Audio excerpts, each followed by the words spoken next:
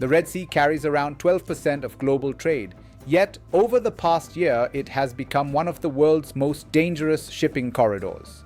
Missile attacks, drone strikes, piracy threats, and regional wars have forced major shipping companies to abandon one of the shortest trade routes on Earth and instead sail thousands of kilometers around Africa's Cape of Good Hope.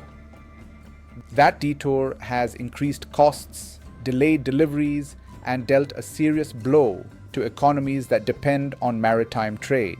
Now, Saudi Arabia believes it has the answer.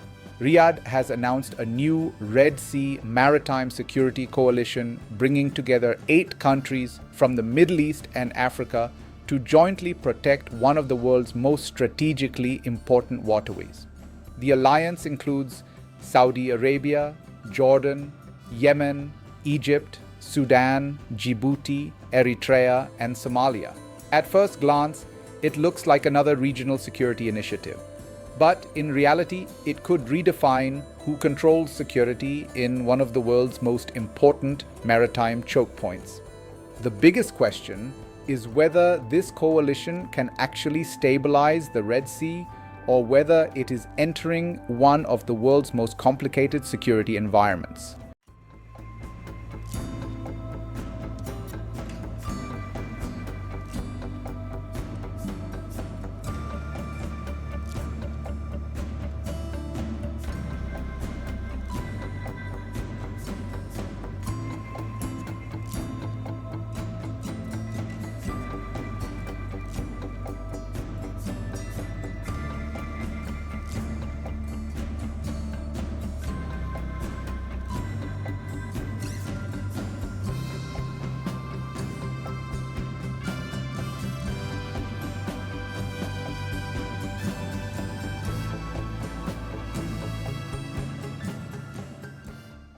To understand why this coalition matters, you first need to understand why the Red Sea matters. The Red Sea connects the Mediterranean Sea to the Indian Ocean through 2 critical choke points, the Suez Canal in the north and the Bab el-Mandeb Strait in the south. Together, they create one of the shortest maritime routes linking Europe, Asia, and Africa. Every year, roughly 12% of global trade, along with enormous volumes of oil, liquefied natural gas, and container cargo, passes through these waters. That makes the region economically indispensable. But over the past year, security has deteriorated rapidly. Commercial vessels have faced repeated attacks connected to broader regional conflicts involving Israel, Iran, the United States, and Tehran-backed armed groups. Shipping companies responded by rerouting vessels around southern Africa, adding thousands of kilometers to voyages and significantly increasing transportation costs. Against that backdrop, Saudi Arabia announced a new maritime coalition designed to strengthen coordination among Red Sea states, protect international shipping lanes, secure commercial and energy routes, and improve collective maritime defense across the Red Sea, the Bab el-Mandeb Strait, and the Gulf of Aden. The coalition includes every Red Sea littoral state except Israel, creating a framework centered on regional ownership rather than outside military leadership. But beneath the security language lies a much larger geopolitical story. For decades, Gulf security depended heavily on outside powers, particularly the United States. Saudi Arabia now appears determined to complement that model by building stronger regional security institutions led by countries that actually border the Red Sea. That represents an important strategic shift. Rather than relying exclusively on external naval deployments, Riyadh wants neighboring states to coordinate surveillance, intelligence sharing, maritime patrols, and emergency responses together. This approach reflects Saudi Arabia's broader foreign policy transformation. Under Vision 2030, the kingdom has invested heavily in ports, logistics hubs, industrial zones, tourism projects, and coastal infrastructure along the Red Sea.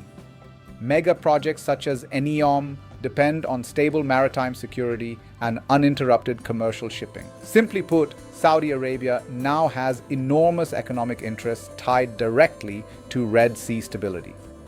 The coalition therefore serves two purposes simultaneously. It strengthens regional security while protecting Saudi Arabia's long-term economic transformation. But Saudi Arabia is not the only country with enormous stakes in this initiative. The African members may have even more to gain. Four coalition members, Egypt, Djibouti, Eritrea, and Somalia, sit alongside some of the world's most strategically important maritime corridors. Sudan adds another lengthy Red Sea coastline connecting North Africa to the Horn of Africa. For these countries, maritime security affects nearly every aspect of national development. Take Egypt. The Suez Canal remains one of the country's largest sources of foreign currency revenue. Every vessel diverted around the Cape of Good Hope instead of using the canal directly reduces Egyptian income. Djibouti occupies another uniquely important position. Located beside the Bab el-Mandeb Strait, it already hosts multiple foreign military bases because major powers recognize the area's strategic value. Somalia faces different challenges. Its long coastline has historically suffered from piracy, illegal fishing, arms trafficking, and human smuggling. Stronger regional coordination could improve enforcement while supporting economic development across the Horn of Africa. Even Eritrea and Sudan, despite their different political circumstances, benefit from safer shipping routes that encourage trade, investment, and port development. For Africa, this coalition therefore represents more than military cooperation. It represents an opportunity to improve economic security through maritime stability. Yet the alliance also reflects a changing global balance of power. The Red Sea has evolved far beyond a regional waterway. It has become a global strategic crossroads. The United States maintains significant naval operations nearby. European countries have increased maritime security missions. China operates its first overseas military base in Djibouti. Russia has pursued greater access to Red Sea facilities. Gulf states continue expanding investments across African ports. Every major power understands the same reality. Whoever influences Red Sea security influences one of the world's most important trade corridors.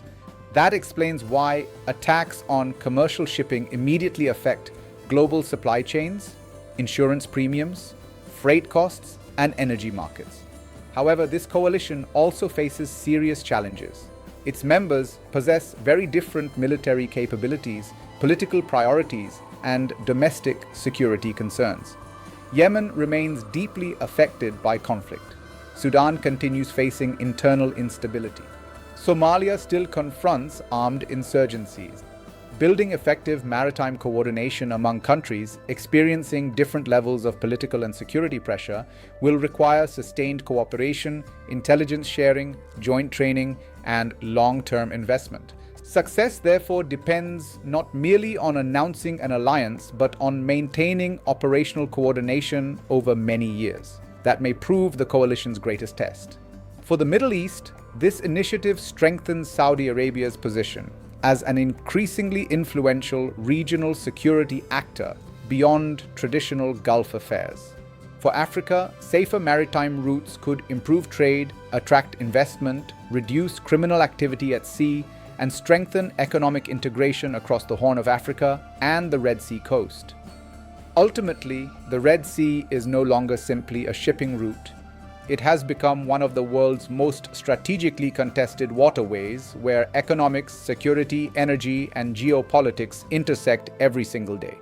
The future of global trade may not be decided in the world's largest oceans, but in the narrow waters of the Red Sea, where one new regional alliance is attempting to secure the lifeline connecting three continents.